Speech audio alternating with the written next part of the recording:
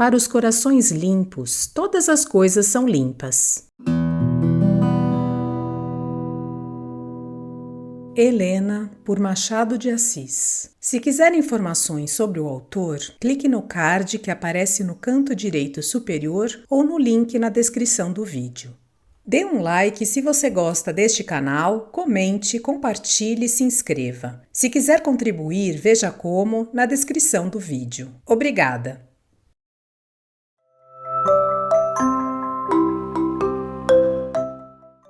Capítulo 24. A noite era escura. Calcando a terra e a areia das largas calhes da chácara, Melchior, em sua imaginação, refloriu o passado, nem sempre feliz, mas geralmente quieto. Mais de uma vez, buscara dissipar a sombra pesarosa que alguns erros do conselheiro acumularam na fronte da consorte. Haveria naquela casa uma geração de dores destinadas a abater o orgulho da riqueza com o irremediável espetáculo da debilidade humana? Não, dizia ele consigo mesmo. A verdade é que tudo se encadeia e desenvolve logicamente. Jesus o disse: não se colhem figos dos abrolhos. A vida sensual do marido produziu o infortúnio calado e profundo daquela senhora, que se foi em pleno meio-dia. O fruto há de ser tão amargo como a árvore. Tem o sabor travado de remorsos. Neste ponto, chegava ao portão. Aí deteve-se um instante. O passo cauteloso e tímido de alguém fê-lo voltar a cabeça. Um vulto cujo rosto não via, tão escuro como a noite, ali estava e lhe tocava respeitosamente as abas da sobrecasaca. Era o pajem de Helena. Seu padre, disse este, diga-me, por favor, o que aconteceu em casa. Vejo todos tristes. Nhanhã Helena não aparece. Fechou-se no quarto. Me perdoe a confiança. O que foi que aconteceu? Nada, respondeu Melchior. Oh, é impossível. Alguma coisa há por força. Seu padre não tem confiança em seu escravo. Nhanhã Helena está doente? Sossega, não há nada. Gemeu incredulamente o pajem. Há alguma coisa que o escravo não pode saber. Mas também o escravo pode saber alguma coisa que os brancos tenham vontade de ouvir. Melchior reprimiu uma exclamação. A noite não lhe permitia examinar o rosto do escravo, mas a voz era dolente e sincera. A ideia de interrogá-lo passou pela mente do padre, mas não fez mais do que passar. Ele a rejeitou logo, como a rejeitara algumas horas antes. Melchior preferia a linha reta. Não quisera empregar um meio tortuoso. Iria pedir a Helena a solução das dificuldades. Entretanto, o pajem, como interpretasse de modo afirmativo o silêncio do sacerdote, continuou. Nhanhã Helena é uma santa. Se alguém a acusa, acusa o bom procedimento dela. Eu lhe direi tudo. Melchior ia recusar, mas um incidente interrompeu a palavra do pajem contra a vontade deste e talvez contra o desejo de Melchior. Ouviram-se passos. Era um escravo que vinha fechar o portão. Vem gente, disse Vicente. Amanhã... O pajem tateou nas trevas em procura da mão do padre. Achou-a, enfim, beijou-a e afastou-se. Melchior seguiu para casa, abalado com a meia revelação que acabava de ouvir. Outro qualquer podia duvidar um instante da sinceridade do escravo. Podia supor que o ato dele era menos espontâneo do que parecia. Enfim, que a própria Helena sugerira aquele meio de transviar a expectação e congraçar os sentimentos. A interpretação era verossímil, mas o padre não cogitou de tal coisa. A ele era principalmente aplicável a máxima apostólica. Para os corações limpos, todas as coisas são limpas. A seguinte aurora alumiou um céu puro de nuvens. Estácio acordou com ela depois de uma noite mal dormida. Nunca a manhã lhe pareceu mais rumorosa e jovial. Nunca o ar apresentara tão fina transparência, nem a folhagem tão lustrosa cor. Da janela a que se encostara, via as flores de todos os matizes, quebrando a monotonia da verdura e enviando-lhe a ele uma nuvem invisível de aromas. Aspecto de festa e ironia da natureza. Estácio achava-se ali como um saimento em horas de carnaval. Almoçou sozinho. Dona Úrsula estava com Helena. Logo depois do almoço, recebeu uma carta de Mendonça que, tendo ido na véspera a Andaraí, recebera a resposta dada a todos e mandava saber se havia moléstia em casa. Estácio respondeu afirmativamente, acrescentando que, posto não se tratasse de coisa grave, só o esperava 2 dias depois. A resposta podia ser mais circunspecta. No estado em que ele se achava, pareceu-lhe excelente. Pela volta do meio-dia, chegou Melchior. Na sala de visitas, achou Dona Úrsula, que o espreitava de uma das janelas. Helena? Perguntou ele ansioso. Já hoje desceu, respondeu Dona Úrsula. Está mais tranquila. Não lhe perguntei nada, mas dizendo-lhe que o senhor viria falar-lhe, mostrou-se ansiosa por vê-lo e pediu-me até que o mandasse chamar. Seguiram os dois até a saleta que ficava ao pé da sala de jantar. Helena estava sentada, com a cabeça caída sobre as costas da cadeira e os olhos metade cerrados. Logo que o padre entrou, Helena abriu os olhos e ergueu-se. Vivo e passageiro rubor coloriu-lhe as faces pálidas da vigília e da aflição. Ergueu-se e deu 2 passos para o padre, que lhe apertou as mãos entre as suas. Imprudente, murmurou Melchior. Helena sorriu, um sorriso pálido e tão passageiro como a cor que lhe tingira o rosto. Dona Úrsula dispôs-se a ir chamar Estácio, que estava no andar de cima. Apenas a viu sair, Helena segurou em uma das mãos do padre. Queria vê-lo, disse ela. Não tenho ânimo de falar a ninguém mais, de dizer tudo. É inútil. Tudo sei, interrompeu Melchior sorrindo. O Vicente foi hoje de manhã à minha casa. Foi de movimento próprio. Relatou-me quanto sabia. Disse-me que esse homem é seu irmão, que a senhora o ia ver a ocultas, não podendo ou não querendo apresentá-lo em casa de seus parentes. O escrúpulo era excessivo e o ato leviano. Por que motivo dar aparência incorreta a um sentimento natural? Teria poupado muita aflição e muita lágrima a si e aos seus se tomasse antes o caminho direito, que é sempre o melhor. Helena ouviu estas palavras do padre com a alma debruçada dos olhos. Não parecia sequer respirar. Quando ele acabou, perguntou sôfrega. Com que intento lhe falou ele? Com o mais puro de todos. Desconfiou que a senhora padecia e por isso veio contar-me tudo. Helena cruzou os dedos e ergueu os olhos. Melchior não a quis interromper nessa ascensão mental ao céu. Limitou-se a contemplá-la. A beleza de Helena nunca lhe parecera mais tocante do que nessa atitude implorativa. A contemplação não durou muito, porque a oração foi breve.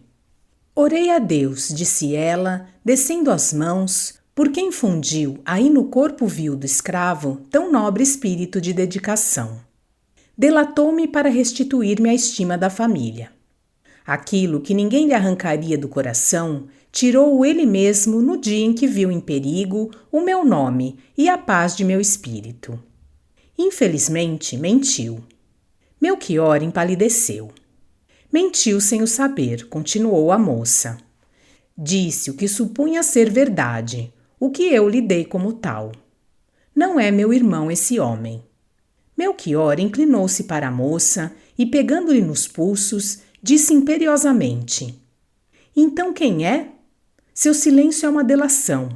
Não tem já direito de hesitar. Não hesito, replicou Helena. Em tais situações, uma criatura, como eu, caminha direito a um rochedo ou a um abismo. Despedaça-se ou some-se. Não há escolha. Este papel, continuou, tirando da algibeira uma carta. Este papel lhe dirá tudo. Leia e refira tudo a Estácio e a Dona Úrsula. Não tenho ânimo de os encarar nesta ocasião. Melchior, atordoado, fez um leve sinal de cabeça. Lido esse papel, estão rotos os vínculos que me prendem a esta casa. A culpa do que me acontece não é minha, é de outros. Aceitarei, contudo, as consequências. Poderei contar ao menos com a sua bênção? A resposta do padre foi pousar-lhe um beijo na fronte, beijo de absolvição ou de clemência, que ela lhe pagou com muitos na destra enrugada e trêmula de comoção. Helena precipitou-se depois para o corredor, deixando o padre só, com a carta nas mãos, sem ousar abri-la, receoso dos males que iam sair dali, sem certeza ao menos de que ficaria no fundo a esperança. Ia abri-la e hesitou se o devia fazer na ausência de Estácio e Dona Úrsula. Venceu o escrúpulo e leu.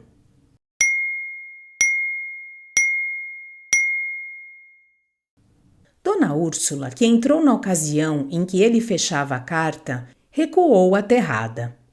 Melchior estava pálido como um defunto. Antes que nenhum deles falasse, entrou Estácio na saleta. Melchior dirigiu-se a ele e entregou a carta. Leu a Estácio e dizia assim: Minha boa filha, sei pelo Vicente que alguma coisa aí há que te aflige. Presumo adivinhar o que é. O Estácio esteve comigo logo depois que daqui saíste a última vez. Entrou desconfiado e deu como razão ou pretexto a necessidade de curar algumas feridas feitas na mão. Talvez ele próprio as fizesse para entrar aqui em casa. Interrogou-me. Respondi conforme pedia o caso. Supondo que ele soubesse de tuas visitas, não lhe ocultei a minha pobreza. Era um meio de atribuí-las a um sentimento de caridade. A virtude serviu assim de capa a impulsos da natureza. Não é isso, em grande parte, o teor da vida humana? Fiquei, entretanto, inquieto. Talvez lhe não arrancasse o espinho do coração. Pelo que me disse o Vicente, receio que assim acontecesse. Conta-me o que há, pobre filha do coração. Não me escondas nada. Em todo caso, procede com cautela. Não provoques nenhum rompimento. Se for preciso, deixa de vir aqui algumas semanas ou meses. Contentar-me-ia a ideia de saber que vives em paz e feliz. Abençoo-te, Helena, com tanta efusão poder haver no peito do mais venturoso dos pais, a quem a fortuna, tirando tudo, não tirou o gosto de se sentir amado por ti. Adeus. Escreve-me. Salvador. PS. Recebi o teu bilhete. Pelo amor de Deus, não faças nada. Não saias daí. Seria um escândalo. Estácio não compreendeu desde logo o que acabava de ler. A verdade parecia inverossímil. O primeiro movimento foi sair dali e ir ter com Helena. Melchior deteve-o a tempo. Não precipitemos nada, disse ele. Sossegue primeiro. Estácio deixou-se cair numa cadeira. Melchior comunicou o conteúdo da carta à Dona Úrsula, cujo pasmo foi ainda mais profundo que o do sobrinho, porque ela não soltou uma palavra, não fez um gesto. Ficou a olhar estupidamente para o papel. Houve então, entre aqueles três personagens, 10 minutos de mortal silêncio. Dona Úrsula não pensava. Olhava para a carta, logo depois para o sobrinho e o padre, como a esperar uma conclusão que seu próprio espírito não podia deduzir dos acontecimentos. Estácio ficara desorientado. Em vão procurava um fio de dedução entre as ideias. A revelação nova era uma complicação mais. Se a carta era sincera, como explicar a declaração testamentária de seu pai? Se o não era, como explicar a audácia de semelhante invenção? Ele não podia discernir o que era favorável a Helena, nem ousava afirmar o que lhe era adverso. No meio daquela família arriscada a dispersar-se, Melchior considerava a superioridade da morte sobre alguns lances terríveis da vida. Se o óbito de Helena tomar o lugar da carta, a dor seria violenta, mas o irremediável desfecho e o consolo da religião teriam contribuído para sarar a alma dos que ficassem e converter o desespero de alguns dias na saudade da vida inteira. Em vez disso, estava ele, talvez, diante de um destino aniquilado. Via um abismo possível entre corações que a vontade de um morto vinculara. Qualquer que fosse a veracidade da carta, o resultado era talvez esse. Melchior foi dali ter com Helena, para alcançar mais detida explicação do que acabava de ler. Ela ergueu-se quando o viu e pareceu reviver ao contemplar o gesto benévolo com que ele lhe falou. Um longo suspiro de alívio rompeu-lhe o coração. Os braços caíram sobre os ombros do padre, em cujo seio escondeu o rosto e repousou, enfim, um minuto das dores que a afligiam. Perdoaram-me? Disse ela. Hão de perdoar. Conte-me tudo. Oh, não posso, não sei. Sei que é meu pai. O capelão não insistiu. Voltou aos outros dois, a quem achou na posição em que os deixara.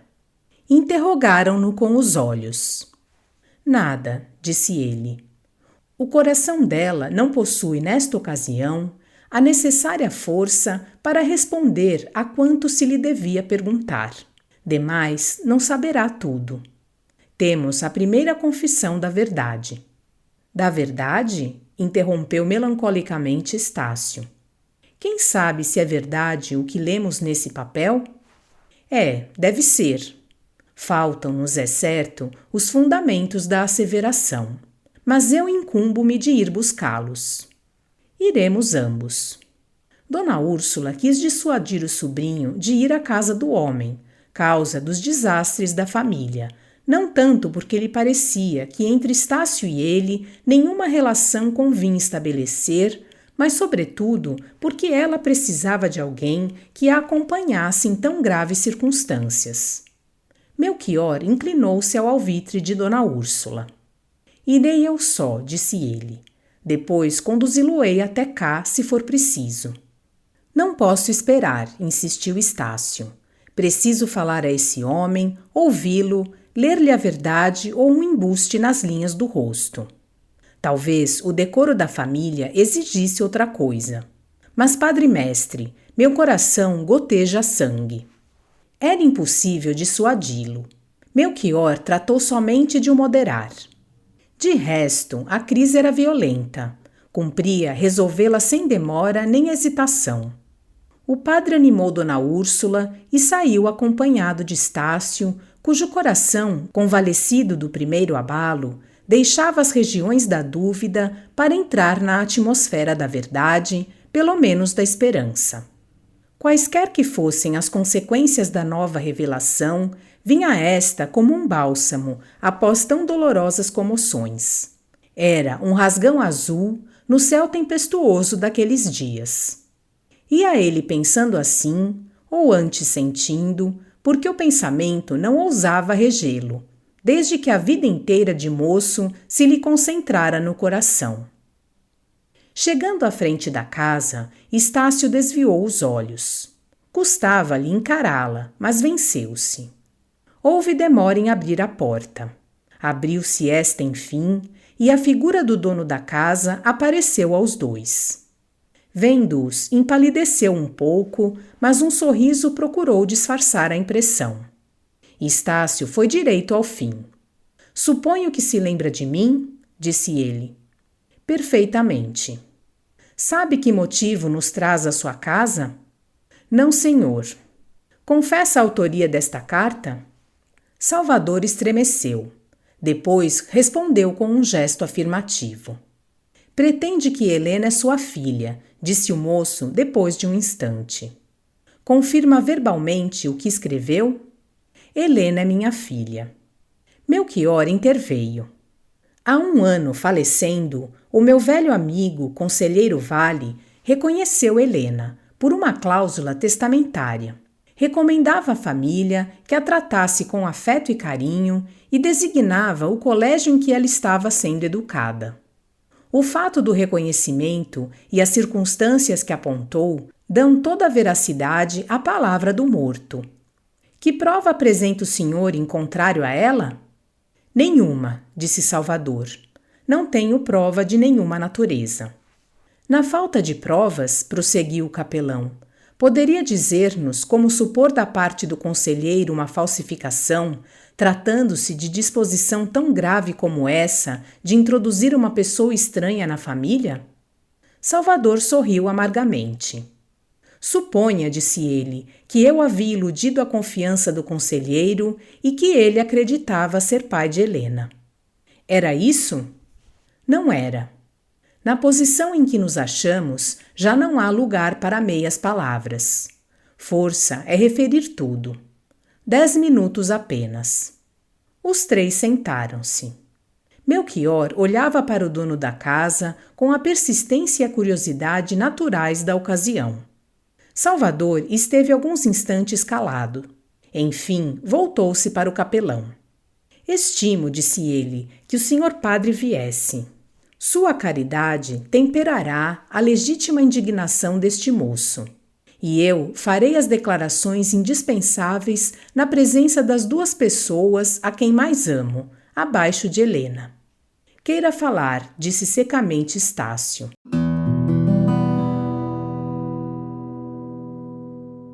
Desejo que tenham gostado deste capítulo da obra Helena, de Machado de Assis. Obrigada por sua companhia e até a próxima.